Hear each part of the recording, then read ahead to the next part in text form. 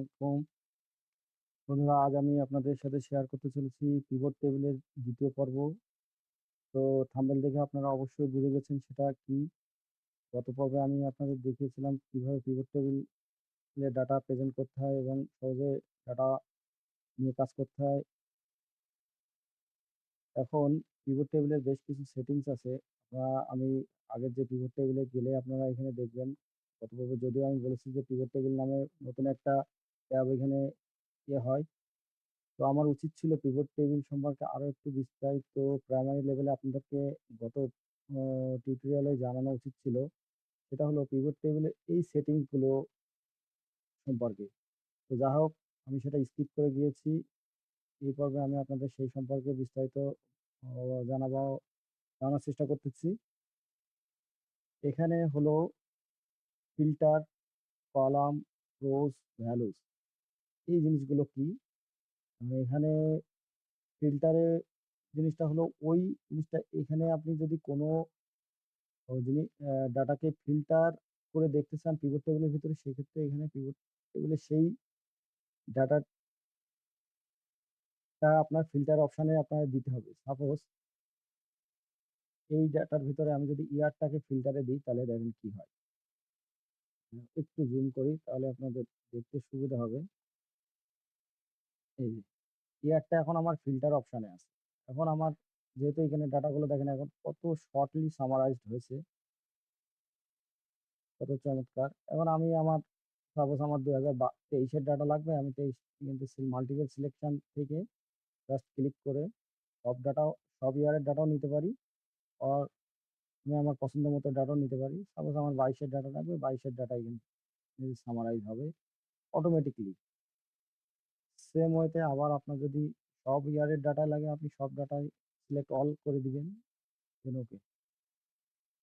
ঠিক আছে? তো এই হলো ফিল্টারের কাজ। এখন আপনার অন্য অন্য কোনো ডাটাও যদি আপনি ফিল্টারে চান, লাইক মনে করেন আপনি বারটা আমি ফিল্টারে রাখতেছি। দেখেন ডাটা আরো শর্ট হয়ে গেছে। এবার আপনি এখানে কাঙ্ক্ষিত আপনার যে আপনার ডিজায়ার অনুযায়ী আপনি যেটা আপনার পছন্দ সেই বারের ডাটা আপনি সেম ওয়েতে ফিল্টার করে নিতে পারেন। তো এটারে আবার আমি মডিফাই করতে পারি। আমার ফিল্টারে দিব না, বারটা আমি আবার আগের জায়গায় নিয়ে গেলাম। কন্ট্রোল জেড দিয়ে করতে পারি আমি এটা। কন্ট্রোল জেড দিলাম। এখন সেকেন্ড হলো কলাম। কলামে আমি কোন ডাটাগুলো রাখছি, রোতে কোন ডাটা রাখছি। রোতে আমি রাখছি বায়ার, যেহেতু আমি চাইছি বায়ারটা আমার রোতে থাকুক, ডাটাগুলো কলাম অনুযায়ী আলাদা আলাদা ভাবে থাকবে। ইভেন সেই জন্য আমি, যেহেতু এই ডাটাটা আপনার একটা নিউমেরিক ডাটা, তো নিউমেরিক ডাটাতে আপনাকে অবশ্যই আহ, আপনি যদি ভ্যালু আকারে সেই জিনিসটা দেখছেন তাহলে আপনাকে সেই জিনিসগুলো ভ্যালু আকারে থাকতে হবে। ইভেন আপনি এখানে আরো অনেক কিছু মডিফাই করতে পারবেন। সাপোজ ফিল্ড সেটিং অপশনে আপনি এখানে দেখেন এখানে সাম আছে, কাউন্ট আছে, এভারেজ আছে। আমি যে কোনো একটা ডাটায় আমি কিন্তু এখানে সামে রাখছি, যেহেতু আমি সব মাসের ডাটাগুলোই আমার এখানে সাম আকারে আছে। তো সাপোজ এখান থেকে আমি যদি কোনো ডাটারে মডিফাই করি, অর্ডারটা আমি যদি কাউন্ট আকারে দিই, এখানে অনেক সময় সাম হয় না, অটোমেটিকলি হয় না। সেক্ষেত্রে এখানে এই জিনিসটা জাস্ট কাউন্ট হয়ে গেছে কতগুলো।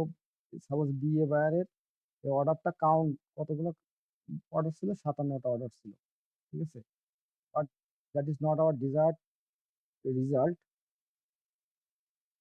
যদি আপনি কাজ করতে গিয়ে সামহাউ যদি কখনো এরকম হয় যে আপনাকে এখানে দেখতে হবে যে আপনি কাঙ্ক্ষিত রেজাল্ট পাইতেছেন না, then you have to check the data format and you have to modify value field settings. Okay, এই যে আপনি সাম আকারে চাইতেছেন, সাম দিয়ে আবার ওকে দিলে আপনার ডাটাটা কাঙ্ক্ষিত রেজাল্টে চলে আসবে। তো এই একটা মডিফায়ার জিনিস, এটা আপনাকে না জানলে আপনি অবশ্যই এই জিনিসটা করতে পারবেন না। তো সেম ওয়েতে আমি আবার দেখুন এখানে আরো অনেকগুলো অপশন আছে। যদি আমি কাটিং এর কাট কোয়ান্টিটি এখানে ফিল সেটিংসে যাই, এখানে দেখেন কাউন্ট আছে, এভারেজ আছে, ম্যাক্সিমাম আছে, বিভিন্ন কিছু করতে পারবেন। আপনি এভারেজ দিলেন, এভারেজ দেখেন এইবারে কতগুলো কাট হয়েছে সেটা এভারেজ আকারে এখানে শো করতেছে। জাস্ট কলামের এগুলোরে আমি একটু উঠাই দিলাম। আমি আরেকটু জুম করি আমার ঠিক আছে? মানে এখানে আমার এভারেজ আকারে শো করতেছে। অটোমেটিক্যালি আপনি এইগুলো পিভট টেবিলে করতে পারবেন। এখন আমি আবার যদি আমার সাম আকারে লাগে সেক্ষেত্রে আমি আবার ফিল সেটিং এ গেলাম। যেই সাম দিয়ে ওকে করে দিব। আবার আবার এটা ঠিক হয়ে গেল। এ হলো একটা সেটিং। দ্বিতীয় হলো আমি যদি এই ডাটারে এখন আমি চাইতেছি আমি কলার এইগুলোরে আমি রোতে নিব। রো আকারে সাজাবো। সেক্ষেত্রে আমি কি করতে পারি? এখানে এই ডাটাগুলোকে আমি যদি এখন ১ম অবস্থায় আমি আবার দেখেন সবগুলোরে আমি উঠাই দিই। মানটা রাখলাম। মানটারে আমি যদি এখন কলামে দিই, ডাটাগুলো এখন এইভাবে সাজানো সম্ভব। এখানে বাইরে আমি রোতে রাখলাম। এখানে ক্লিক করার সাথে, সাথে অটোমেটিক্যালি রোতে গেছে। এখন যদি সামহাউ এটা কখনো কলামে চলে যায়, সেক্ষেত্রে কি হবে? দেখেন, প্রত্যেকটা মাসের সাথে, সাথে একটা, একটা করে ওই মাসে কোন বারের প্রোডাকশন ছিল সেই অনুযায়ী ডাটা এখানে সামারাইজ হচ্ছে। তো এভাবে করলে জিনিসটা একটু ওয়ার্ড লাগে। দেখেন কত বড় ডাটা হয়েছে। তো এটা আমি করব না। এক্ষেত্রে আমি আবার কি করব? মডিফাই করে এটাকে বারটাকে রোতে টেনে জাস্ট ছেড়ে দিব। দেখুন কত সহজ। এখন এটার দেখেন আগের ডাটা থেকে কতটুকু সামারাইজ হয়েছে। এটাকে আপনি সবগুলো কলাম সিলেক্ট করে জাস্ট যদি একটা ডাবল ক্লিক করি, আরো সামারাইজ হবে, ছোট হবে। এবার আমার অর্ডার কোয়ান্টিটি লাগবে। অর্ডার কোয়ান্টিটি যে ভ্যালুতে অটোমেটিক্যালি ক্লিক করলেই দেখেন সব চলে আসে। শুধু এই মাসগুলো অর্ডার কোয়ান্টিটি গুলো আসে। এখন আপনি যদি কাট কোয়ান্টিটি দেন, যে দেখেন ডাটাটা কিভাবে ভেঙে যাচ্ছে। ঠিক আছে? তো এটা it was not our desired result. সুতরাং আমি এটা করব না। আমাকে ডাটা আরো মডিফাই করে শর্ট আকারে আমাকে প্রেজেন্ট করতে হবে বা রিপোর্ট করতে হবে। আমি পূর্বের ন্যায় আবার এখান থেকে আপনাদের যা শেখানোর জন্য কি করছি, এখানে ফিল্ড সেটি টেবিল অপশনটা কিভাবে আসবে সেটা আবার দেখুন। জাস্ট পিভট টেবিল ডিজাইনে গেলাম, ফিল্ড লিস্টে ক্লিক করব, ফিল্ড লিস্টটা আবার চলে আসলো। আবার এটা ফিল্ড লিস্টটা ক্লিক করব, ফিল্ড লিস্ট হাইড হয়ে যাবে। হুম, খুবই ইজি। এখন আমি যেটা করছিলাম সেটা আমি না করে আমি আবার ব্যাকে যাই। মান্থলি ডাটা এইভাবে আমাকে সাজালে আমার জন্য ডাটাগুলো অনেক বেশি বড় হয়ে যাবে। তো সেক্ষেত্রে আমি সেটা না করে আমি যেটা করব, অর্ডার কোয়ান্টিটি অনুযায়ী না সাজায় বারটারে এখানে আমি আরেকটা জিনিস করতে পারি। অর্ডার কোয়ান্টিটি আমি রোতেও আনতে পারি। ঠিক আছে? মান্থটারে ইচ্ছা করলে আমি ফিল্টারে দিতে পারি। কাট কোয়ান্টিটি আমি রোতে নিয়ে আসতে পারি। ম্যানুয়ালি আমি করতেছি। আপনারা একটু ভালো করে লক্ষ্য করুন। সবই কিন্তু আমি ম্যানুয়ালি করতেছি। জাস্ট ড্রাগ করে এখানে আমি ছেড়ে দিচ্ছি। এখানে ও অটোমেটিক্যালি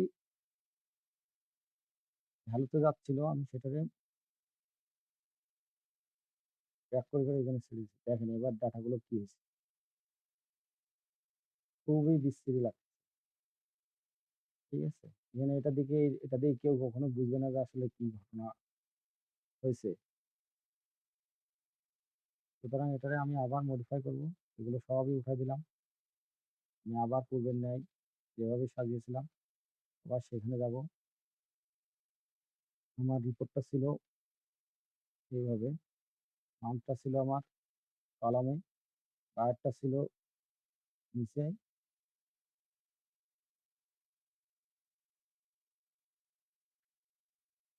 এইটা একটু চেঞ্জ করতে হবে।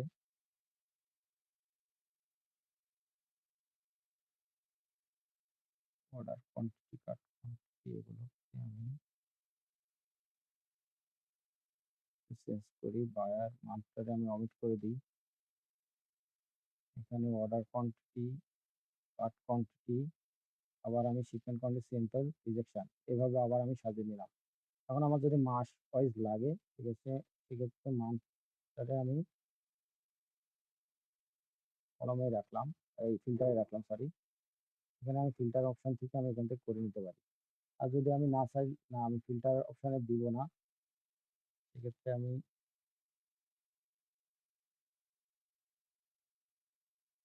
রোতেও রাখতে পারি। এই যে দেখুন এই বারের এই মাসে এটা এই সিকোয়েন্স হচ্ছে।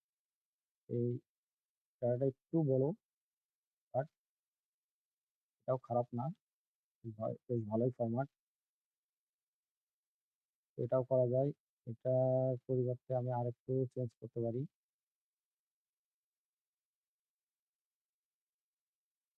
এটা আমি দেখাচ্ছি আপনাদের। আনটারে আমি যদি ওপরে দিই সেক্ষেত্রে কি হয়? Birth, mass, wage, starting country, buyer country বিভিন্ন প্রোডাকশন আছে। এখানে আমি যদি বারটারে উঠাই দিই দেখেন আমার যদি না প্রয়োজন হয় সেক্ষেত্রে আমি জাস্ট ট্যাপ করে এখানে বাদ ফেলাই দিলে এখানে জিনিসটা শর্ট হয়ে যাবে। এই মাসে ওটা কন। এখন আপনি জাস্ট যদি আপনার বারটা লাগে বারটারে আপনি কলমে দেন। কলমে দিলে দেখেন এটাও খুব বেশি খারাপ না। শুধু একটু বড়। এটাও নেওয়া ঠিক হবে না। আমি বাদ দিয়ে দিলাম। এটাকে জাস্ট আমি ট্যাপ করে উপরে দিয়ে দিই।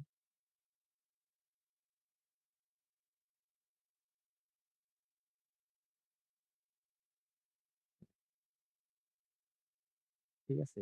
এই হলো পিভট টেবিলের বেশ কিছু সেটিংস।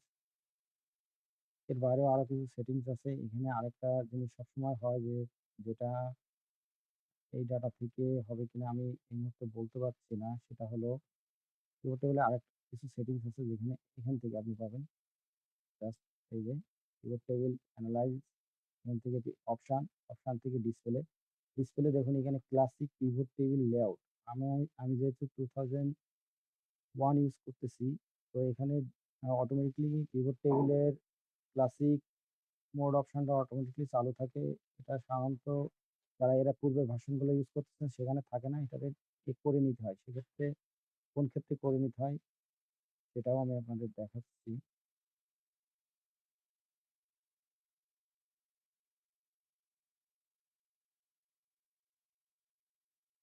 এই যে এখানে দেখেন একটা বারের টোটাল আসছে। এখন আমি চাচ্ছি এই টোটালটা আমি এখানে অমিট করে দেব।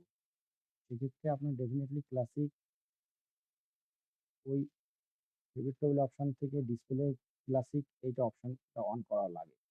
তো এটা যেহেতু আমার এখানে ডিফল্ট হিসেবে আছে আমি এখানে আর অন করতেছি না। এখান থেকে জাস্ট ক্লিক করে ওকে দিলাম। ফিল্ড এখানে দেখেন আরেকটা অপশন আছে ফিল্ড সেটিংস অপশন। এখান থেকে জাস্ট এখানে নান বক্সে ক্লিক করতে হয়। এখানে আমি যদি নান বক্সে ক্লিক করে দেখেন আমার ওইটা টোটালটা চলে গেছে। ঠিক আছে? তো পিভট টেবিলের এখন এখানে যদি আরেকটু সুন্দর করে আপনি রিপোর্টটা প্রেজেন্ট করতে চান সেক্ষেত্রে আপনি এখানে ফিল কালার দিয়ে এখানে কালার ফন্ট কালার চেঞ্জ করে দিলেন। বেশ এখানে সুন্দর দেখতে লাগলো। আপনি গ্রিড লাইনগুলো একটু উঠায় দেন।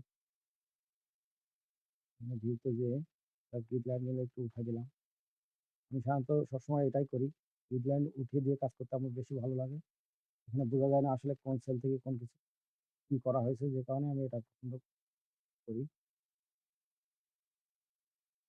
তো আমার এই ভিডিওগুলো বেশিরভাগই করা যারা প্রফেশনালি কাজ করতেছেন তাদের জন্য।